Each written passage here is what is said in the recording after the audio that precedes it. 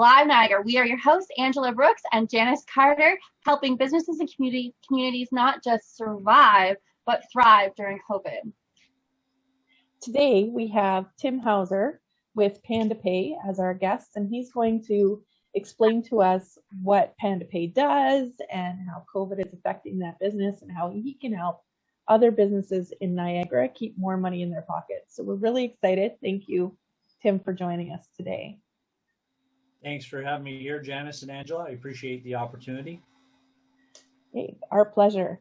First of all, let's start with, I know you're very community oriented. You spend a lot of time working with charities such as the Steve Ludzig Foundation and the No for Nodes and coaching in our community. Tell us a little bit about your community work and how you're involved in those charities. So I'll go with the first one, that the Steve Ludzig Foundation. We started that just over 10 years ago. So I started that with Steve and Mary Ann Ludzig, and there were a few other people, Sue Danachuk on the committee when we first started.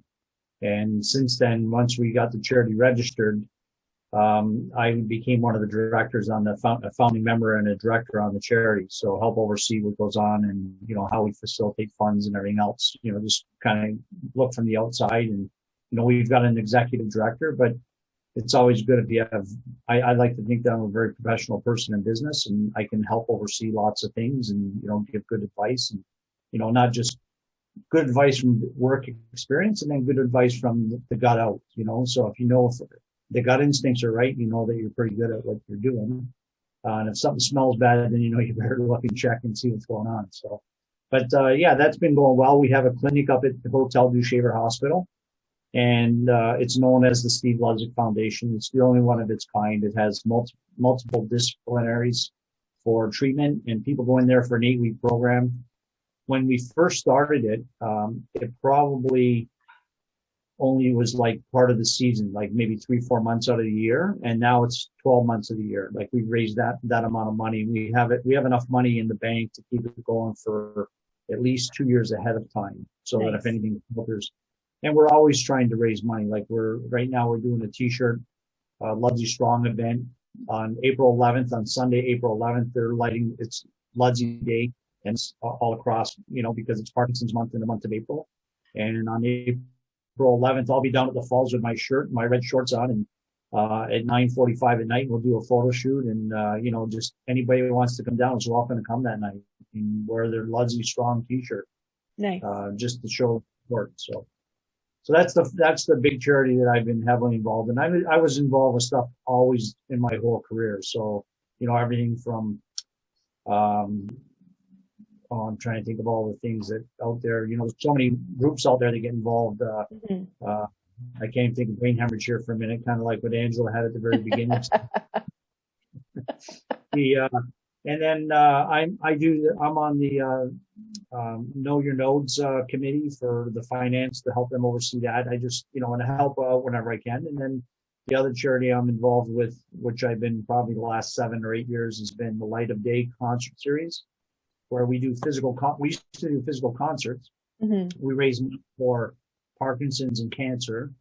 And this past year we had to cancel. We had Tim Hicks booked at the Meridian Center in St. Catharines, right? Oh no. So a couple years back we did a Blue Rodeo, and Nice. and that was our first. Yeah. So what? It's fun. It's I've traveled with some amazing musicians across the Toronto, Kingston, and stuff, things you never think to do.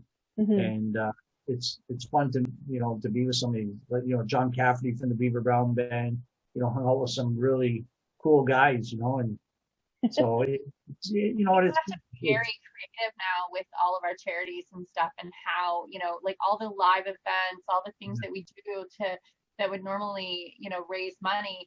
I don't think it's easy to see the direct impacts that things are happening, but I don't think we realize that our community has been so directly impacted into the charities, to the fact, look at the YMCA, what I mean? Like all of these charities are, things that are funded, and they fund other things. Like sometimes you collect money as one charity, but that charity also helps other charities, and they work together. So it's it's kind of like a domino effect. So the musicians are really suffering too. But are you going to be doing it online this year? Because I know that some of the musicians are doing some of them online and still being able to do it. Are you guys doing that? We did the Light of Day series. We did it back in February. I can't remember the exact date, but we did an online concert series for 2 days, and Nice. we raised just under $20,000, and that gets split between the Cancer Clinic and the Steve Ludzig, the Walker Cancer Clinic in Thorold, and the Steve Ludzig Foundation. So those are, when you bring in even that small amount of money, whether it's $7,000 to that charity and $7,000 to the other one, that's a huge impact for them, especially in these trying times, right? Mm-hmm. And everybody was given. There was people all across the world that came on and seen it, and that was our first attempt to an online event, and it was outstanding. It really was. They've got it all recorded, and I know people can get in and watch it once in a while. They can buy it for $20, and it's music 3 hours a night from, the entertainment list was unbelievable. So, and it was fun to see how good those people are, musicians. They wanted to give their time. They were happy to do this. Mm-hmm. Get it out of the goodness of their heart at the end of the day. Nice. They're missing the engagement and the interaction as well, right? Like they're missing that. And speaking of being like really creative, we now have to take payments different. We now have to, we have to do other things, like even, as a small business, whether you're starting a new business, because we've had to be creative in how we're bringing in money into our household, because the bars are closed, so the casinos are closed. Like a major portion of Niagara, there are a lot of people relied on the casinos for income.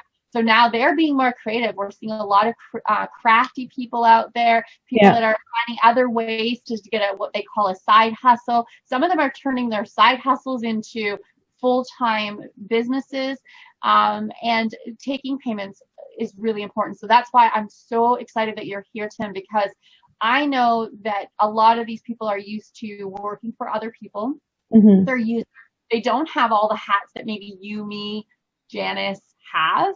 So like we have the hats of being, and sometimes I don't wear my hats too well. I need other people like an accountants and et cetera to help me. So when it comes to learning about how to take payments and how to operate, I think that having you on the show to really kind of explain, there's a lot of people out there that don't realize the ins and outs of it, and they might just fall into the wrong system, not even know how to do it, and just rely on one particular thing when they could be doing other things to save them money, avoid expenses that would normally come off the top, and maybe even deteriorate clients from using their services, because the clients are the ones that get the fees. So let's talk about that a little bit. How has COVID changed the receiving of payments and whatnot? What are some of the new challenges that are coming about? Well, the new challenges for people who start or maybe existing in business or even starting up have been getting to either virtual terminals or e-commerce accounts. So an e-commerce account is for them to be able to pay online, and a virtual terminal is so they don't have to go through all the expensive costs, and they can have either an iPad or they can have the payment right on their phone.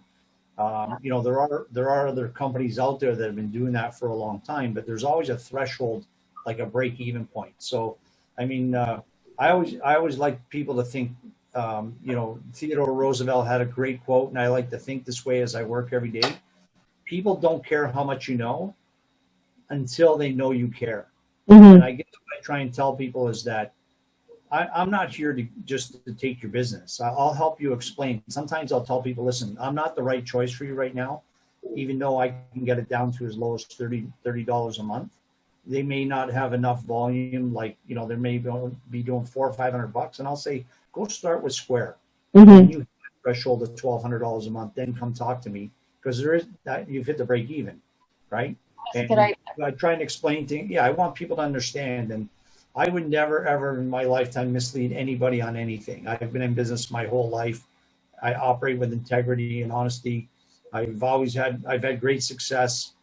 So I think the world's too small. You try and screw one person here, it'll get out somewhere else. So you have to know that you're always on your best behavior always. And that's something that I've always respected about you, Tim, is every time, we're in a networking meeting, or every time we do business together, I find that everything you do is on the up and up, and you're always more concerned about helping people versus putting money in your pocket. So I think that it's amazing that you work on that platform, especially in the industry that you're in, because merchant services, I believe, can be a very difficult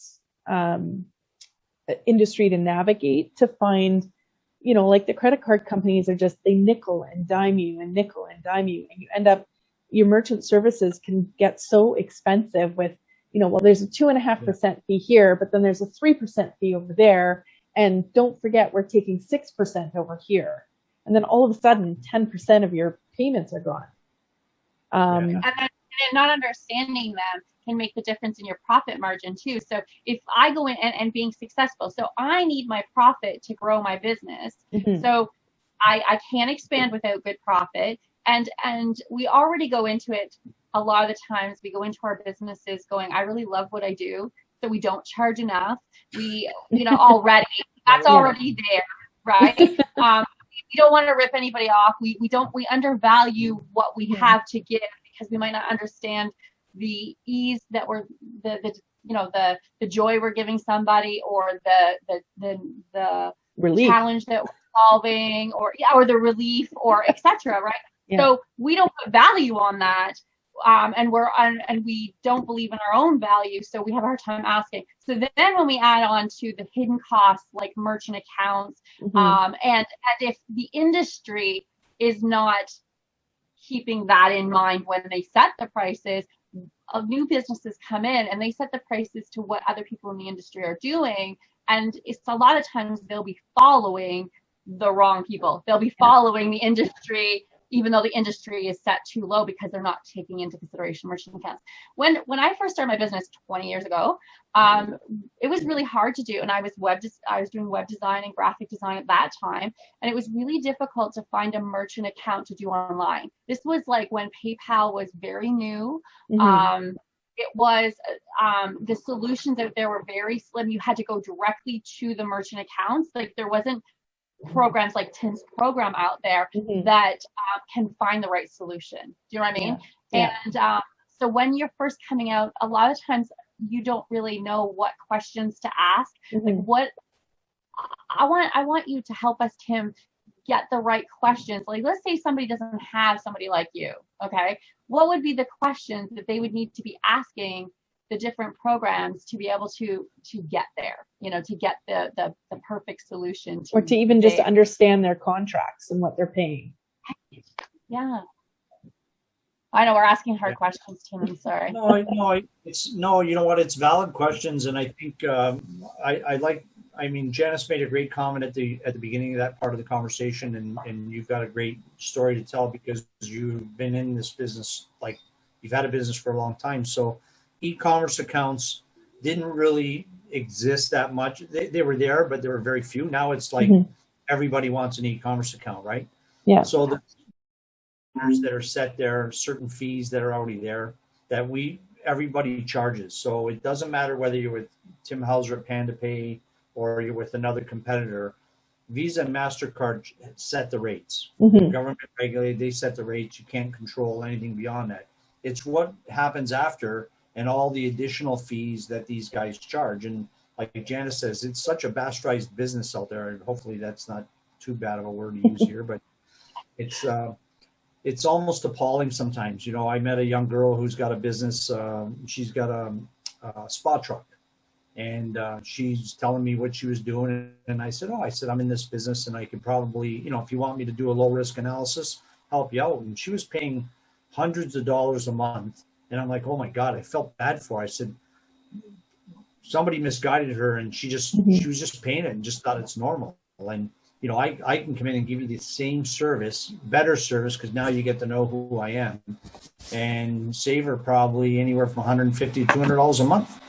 That's a lot of money. Like, when you add that up at the end of the year. So e-commerce accounts, what we do, I have a checklist of things I send to people. Because they need somebody to help set it up on the back end. We've got people at the back end that'll help guide them if they don't have an IT person. So, but you want to I'll try and give them the direction first, and then say, ask the questions, I'll try and get you the answers. You know, there's not one fix. Some of the stuff is basic, and some of it's not so basic. It depends how elaborate. You know, I've got a person I'm working with. They own an auto parts store, so they've got an IT person setting up their whole shopping list, and you know that takes time to build that. So they've got to build that all out, and then it has to be uploaded so people can go on the website. And so when they design those things, there's certain things that they have to put on their websites in order to be compliant, right? Because they can't be compliant, they can't get payment processing, right? Or they end up going somewhere like Shopify or Stripe, and they end up paying 3 times more money by doing that, you know, because they have a huge platform. We don't have all those high costs. So that's what people need to learn, that there's other avenues out there and there's integrity at the end of the day. Right. So if a client contacts you and says, hey, Tim, I'm not sure what I'm paying on my merchant services fees right now. You actually take a look at their statement and explain it to them in plain English so that they can understand where their money's going. Absolutely. Yeah. I'll put it right on a spreadsheet, and they can see a line by line item on an Excel spreadsheet to here's what you're paying. Here's what I'm going to charge you. There's the end result number. Right. So I've only been in the last 2.5 years, I've only had 2 clients where I reviewed statements and I told them they absolutely had fantastic deals. There is nothing you can do for them, but if they see anything happen down the road, let me know and I'll review it again. And then if they want to make a change, because if they're going to make a change just for the sake of changing, and there's no, you know, the benefit would be with me, but I just say, look, you know, you got a good thing going. Don't worry about it. Just keep it the way it is. So, you know, and that's good business. That would be good business to have. But at the end of the day, if I can't do something better for them, then they don't need to make the change, you know. Right. But if somebody can come in and do something better for you, then it's worth looking at. Yeah. You know? Yeah. And I oh, sorry. That's okay. Go ahead, Angela. Sorry. If you're an existing business, then having you come in, do an analysis of what they're using already, looking at their monthly fees, looking at each transaction fee, looking at the ease of use, like where they use it, when they use it. There might, you know, sometimes being able to secure a client when it's hot. For example, when you're talking to a person on the phone and you're doing the close right then and there, if you can take their credit card right then and there before they have time to go back and, you know, have that buyer's remorse or anything like that when they're excited, that's when you can secure them right away. So that would be one way, instead of sending them to the website and saying, hey, you know, now go through the process, and now they're going through, now they're making the decisions, and now the doubt's coming in sometimes because maybe they had choices that they didn't know what the answers would be, that kind of thing, and they put it on hold. Just even having those kind of things now being thought of in that analysis, you might be able to help them with different solutions in those cases. Now, if somebody is a like they are just starting up a business, again, you can come in, do a report and say, okay, when are you going to use it? What's most likely? How fast are you going to go online? Is it e-commerce? And you can help them and direct them to what the best program would be based on what their pricing forecast would be in their startup. Correct? Yeah, absolutely. I would do a bit of analysis for them, extract all the data, like you're saying, give me some insight, tell me where you think you're going to get to and where we're at. You know, because you can always change what you have. It's not like you're stuck with something and it's there for life, right? So when people are just starting up and they don't know, if people don't know anything and they say, gee, I don't know if I make $300, $400, $500 a month, I say, okay, if you're that low, then I just tell them to go to register with Square, because it's not a bad thing, right? Now they're going to pay, so they pay 3%, big deal. 3% on $500 is only $15, right? Right. But when they get to, so where's the threshold when you start to make the difference in money? Like, when would you start thinking, like, if you start making $1,200 a month? Yeah, because to have a virtual terminal, like you're saying, if you're on the phone with somebody, a virtual terminal can work on your phone, it can work on your PC, work on your iPad, and it's an app, right? So the app can be on multiple devices and it's one charge. Yeah. So I can charge out the cost of terminal, the PCI compliance, which is the protection so that you can't be fraudulently responsible for credit card defrauding, and your monthly statement fee comes out to like $31 a month. So that's as low, whether it's an e-commerce account or virtual terminal, that's as low as I can get it, right? Right. Yeah. And then you decide, do I physically need a terminal? Like if you said your business model is, I'm a home heating, air conditioning guy, and I'm going in and out of people's houses, and I need to take a deposit. I'm just starting out. You can always start with a virtual terminal, and if the volume gets up and the guy's going like $4,000 or $5,000 a month, then we say, let's get you a wireless unit. Right. You can still keep your you can cancel the VT out, but now you're going to get a terminal. A terminal is going to cost you anywhere from $30 a month or more. So now your costs are going to go up a little bit because you still have compliance fees and you still have the statement fee. That doesn't go away. Those are standard things, right? But at least now your processing charges are a lot less, because when you have a physical terminal, you're processing with protection, because they have to tap the card or put the card in, right? Right. Although with our virtual terminals, Visa is almost the same as a terminal. It's that close. But MasterCard, there's such a disparity on spread on volume, like numbers. And I share the numbers with people. I explain them the differences of, here's what you get. So if somebody has a business, I've run into a couple people do this. They used to do the weekend shows, and they would buy $5,000, $6,000, $7,000 on a weekend. And they would do that 3-4 times a year. Well, that's $20,000 in the business. And I'd say, and they tell me they're using Square, and I'd say, well, you really want to be with me, because even though you do that $20,000 a year, I'm going to save you 40% in your fees, automatically, right? So even though my cost will be once a month, and you might have a month or two where you don't really use it, and you still get the fee, the overall experience is going to be a lot less expensive, right? Whereas on Square, there's no cost. If you don't use it, it doesn't cost you anything. So that's why I say, if people are just starting out, they don't know what they're doing. I've had a couple of people start off at Square and then have come to me within the year, and I do their business now. Right. So, I'm not gonna mislead somebody. Listen, at the end of the day, if somebody wants to do their business with me and they want to spend the 31 times 12 is $360 a year with me, then that's what the cost of the service is. But at least they know exactly what's happening. But if they're not going to do that volume, I highly recommend just start off with Square. It's easy to get, and it'll work the same as mine. Yeah. Except if you use it for that month, you're not getting a bill. Right. Right.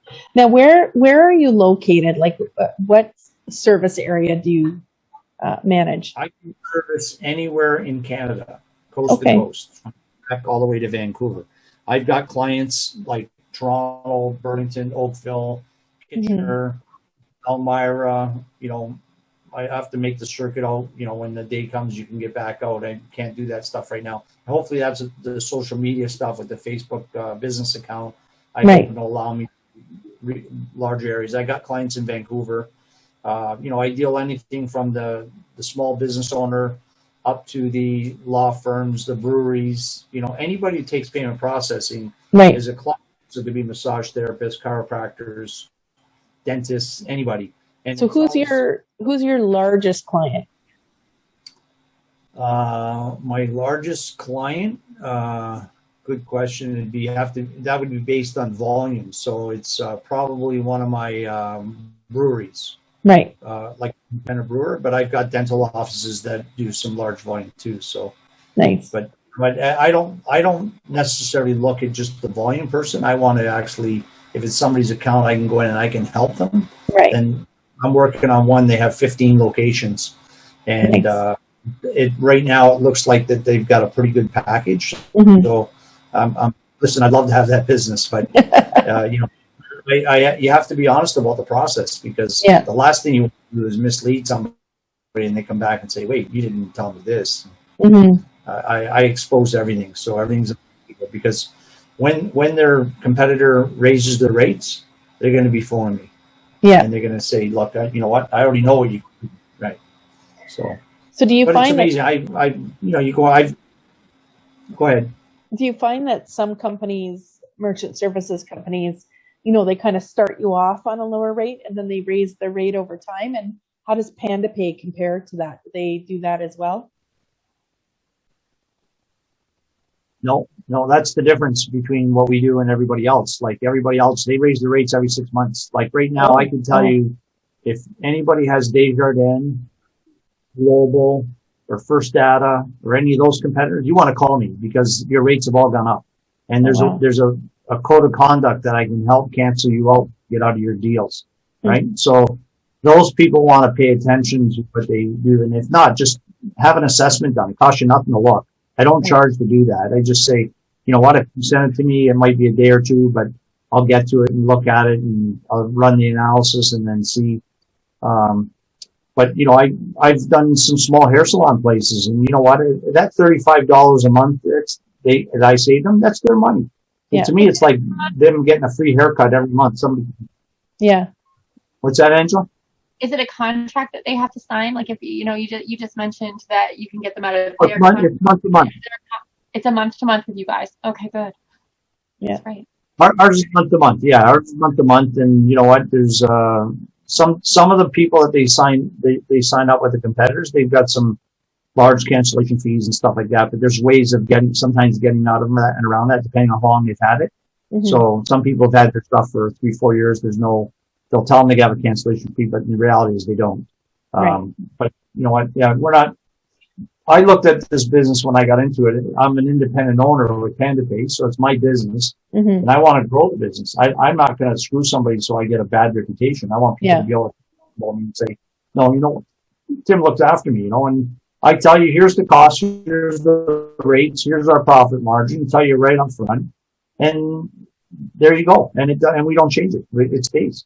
You know, you don't have to keep looking over your shoulder to see if somebody's charging more. And people don't pay attention to stuff, you know. Mm-hmm. I'm doing one right now where it's a electrical company, or they do heating and air conditioning, and they're going to save almost $600 a month. Wow. The best part, I always like when they tell me, oh, I got good rates. I said, I'll bet you do. Let me look. Then you look at. So tell us a little bit more about PandaPay as a company. How did it get started? How long has it been in business? It's been in business since 2014 now. 2014. Excuse me. And it started with four guys who used to be in this business. They worked for other competitors back in the day. And they seen what was going on, and they didn't like what was happening. And they thought, you know, they seen that opening, and they thought, you know what, we could go in and we could do this better. And, you know, they've done a great job. We're now the 8th largest provider in North America. We're certified by CPA Canada, so Chartered Professional Accountants of Canada. Who better can you not have on your back door as a chartered public accountant saying, we've vetted these guys. They're good at what they do. Right? Yeah. So, you know, that's getting that word out to them. They're aware of it. And, you know, I'm getting some chartered accountants who refer me to clients. And, you know, when I come back and I save them their client money, they look good because they're paying attention to their client, and the client's happy, but their accountant's saying, hey, I got somebody here to help you. Right. And that's at the end of the day is I'm trying to help as many people as possible. My new goal as of this month was trying a deal a day, hashtag a deal a day. So nice. It's not happening yet, but I'm working on it. You're working on it.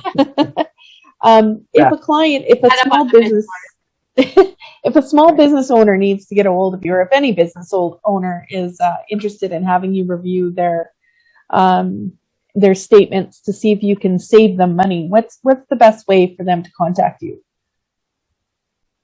I would say by email or text me on my cell, and I would then send them my email. So my email is Housser, spelled HOUSSER, at Panda, just like the bear, pandapay.ca. So Housser, pandapay.ca.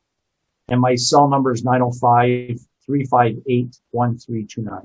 All right. We'll have that at the end of this as well. I've got a client I was working with this morning. He asked a couple of questions. Can we integrate? So we do integration now, which means that the machinery can integrate, the terminal can integrate with the registers. So we do integration with a program called Kumi for fast food restaurants or fast food service things, like where people want to pay the bill, and then they're going to get their food delivered to them. We do integration with medical offices called Medics, and it's all cloud-based. so that their payments all streamlined right through automatically. You don't got to do double the work. If they punch it on the computer screen, it automatically goes to the till, and if it's $35, it'll say $35. Right. The person just taps and it sends the invoice. They can have the invoice sent to them by email or however they want, or they can have a copy printed out. Yeah, I tell you, I go to this specific spa in town. I love them. They're amazing. And when they started being able to email me receipts, I was like, yes, because I write off my massage therapy and I write off, my chiropractor and stuff like that. And for them to just email me the receipt, now I can keep it in a file and I don't have to figure out how to file the paper because I'm terrible with paper. So you don't have to go through all your purse. You don't have to go through your car. I'm like finding receipts in my car going, oh God, I didn't give that one to the accountant. Oh no, so I'm the same way. That functionality alone. I can go through emails. I love that part. Love it. The other good part of it is that, there's two ways to look at it. You get that paper slip, which is a nuisance, right? And the only reason you have to do the paper slip is because Revenue Canada hasn't come into the 21st century. It's so complicated system, right? But you get your Visa statement and it'll tell you the charge in there and you highlight it off. But then Revenue Canada will say, where's the slip? Yeah. And that's where if you get the email. So even all our new terminals that are coming out in 2021, we've got new terminals that actually allow you to enter the email, and then they'll send a slip to the client and it'll send a slip to your office. So Brilliant. You need to be in Tim Hortons, Starbucks, like everywhere. You know what makes me so excited? You can see me wiggling in my seat over here. Is like, it's not even just a payment thing. It is so a marketing thing that I love it. It's like, oh, you want a receipt? Let me get your email address. Boom, you're on my mail list. I love it. And now if I have a new product or if I have a change to my product, or if we have to pivot because of COVID, if Panda comes out with a new service, well, guess we have your email address. You will know, and you can tell 10,000 people in 5 seconds rather than having to go to every networking meeting again. I have to do all these video calls again and having to go do, this video show and hope that people come back and watch our video show again to get that information. No, we can deliver that information directly to their email. And that service alone, I know the payment's exciting and saving money is exciting, but being able to attack them, being able to attack them again, being able to connect with them again, to tell them the updates, to tell them the new services, and tell them all the new things I might have to offer, and help them with all the new problems that I can be the solution for. That's so priceless. That is worth even more than the money you're going to save. Yeah, I love it. Yeah. That program we have in there on the terminals is called Business Coach. So it actually tracks every customer for you internally and that's your database. So you can then measure those analytics. You can then find out how often they come to you, how much they spend, where are they located, so you can target market specifically to that client base. Oh, that's brilliant. You got me very nervous right now, because then you can offer other products. Like if you find that you have mostly, here's an example, just the marketing side of me and geekiness coming out. But let's say you offer like woodworking products. I'm just gonna go way in the weird way over here to the woodworking side of things. You offer these woodworking products, but you find that 80% are women that are getting these woodworking products, or let's say it's gardening, and and 80% are women, and you're thinking, I can get a new product that can help women do whatever, and you can add it on and just send it to just the women. Brilliant. Yeah. I love it. Anyway. In the company, that's a reasonable cost we put in. If people want it, they can have it. If they don't want it, we don't charge it to them, right? We let them try it free for anywhere from 3 to 6 months. Nice. And if they want it, it costs them $30 a month to maintain it. So, well worth it. Again, for you in the marketing department, that's thousands of dollars for people to have to get in and spend, and it's relatively inexpensive. The analytics on it. Our world as a whole is turning to data is now a monetary item, right? So you look at companies like Tesla and Google and Amazon, and the data that they're collecting on what we purchase and how we move and the things that we do are making them multi-billion-dollar companies. Because the data is the value. It's not the electric car. It's the data of how people drive their cars, because then they can make it autonomous, right? Yeah. It's not the products that Amazon ships out. It's the data that's collected when they ship out those products that, give us the consumer insight to be able to market people directly. And that's the value of Amazon, and same with Google. So having that on a smaller scale in your small business, be able to have those analytics and to be able to have that data. It's so hard sometimes to keep a proper client database, and especially keep all the specifics. That is well worth the $30 a month. And I recommend to any business out there, if you're not tracking those things, and this system is just a fix for that, definitely worth transitioning over. And you know what? I was going to say we're so much more than just a terminal or just an e-commerce account. We provide. We're a company that's out looking for people. Like we do financing. So if you had a siding company or window business or a landscaping company and you needed financing for your clients, we can help facilitate it. You don't even have to be a client with a machine. We'll just help facilitate that, set you up, and then if you need to offer a service to somebody else, you can use our financing. We bought the TD division of small lending, and the first time anybody ever bought a bank division.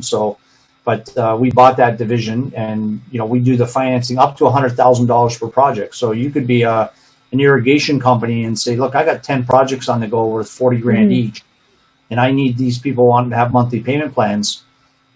We can finance it for you. You finish the job, they sign the deal, and it's an open loan. So they can pay it off when they get their tax money in, or a big COVID bonus or whatever is coming to them. They can do that, right? So, right. But yeah, we're more than just the terminal and the machine. We do more business stuff than that, so which is good. But it's all related to how to help that owner at the end of the day. That's fantastic. I really like that you added that, Tim, because I was going to say that there's only 3 ways that you can make money. That you can to increase your profit, and one is increase your prices. 2 is to cut down on your expenses and look at what your hard costs that you're already doing. And 3 is to streamline your processes. And data allows you to streamline processes. It gives you the information.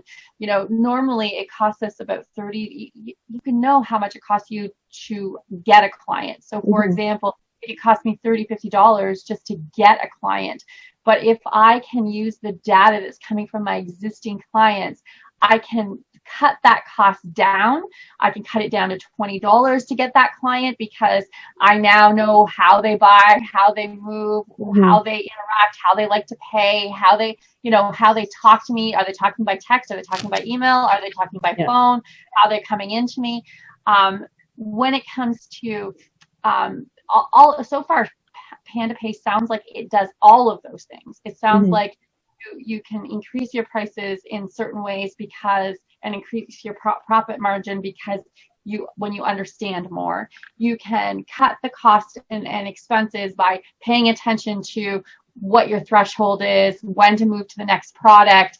Panda has the data collection and the features that can do that, but also it can help you with your cash flow, because when you have cash flow, you're going to be able to invest more, expand more, move on to the next client faster, etc. And I honestly, you've sold me. It's amazing. Well, and being able to leverage your merchant services for business loans to keep that cash flow going is I'm not sure. Square can't do that. So those companies, and there's nothing wrong with them. Don't get me wrong. No. Like Square, Type, and Shopify. But what people don't realize is when they use those services, they're paying hefty fees. Like Shopify has 3 or 4 different platforms. They start, if you want a Shopify account, you can pay anywhere from $50 to $100 just to have that account. They haven't even taken a fee off yet, right? So, and then if you want a bigger platform, they charge you more. And I think their account fees get up to around $300+ a month. Wow. And that's what people really need to say. I need to really have a conversation, because there's better avenues than that, right? And then, sometimes people have their websites and they're not planted, which is going to change pretty soon. Your website domain is going to have to be planted and owned in Canada in order to keep doing online business. That's a recommendation coming out from the government, right? So a lot of people are going to be scrambling to get stuff back in and not have those websites out of country. You've been a complete wealth of information. We are so grateful to have you on our show for sure. Mm-hmm.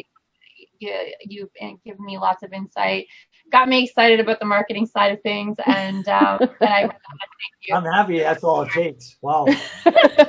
Yeah, Angela's language is definitely marketing.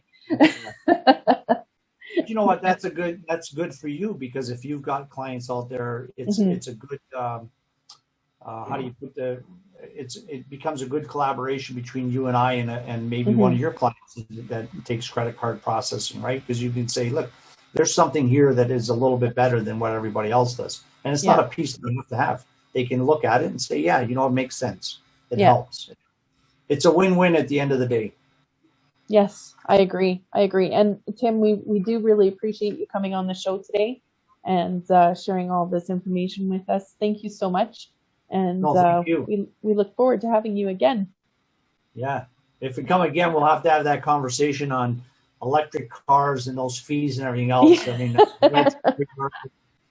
about gas cars and what they're not telling everybody, the consumers. So the people who think they're going green, there's a whole different revenue out there. Yeah. Yeah. Well, just the manufacturing of those cars isn't so green sometimes, right? Yeah. But thanks, ladies, for having me. It was a wonderful afternoon.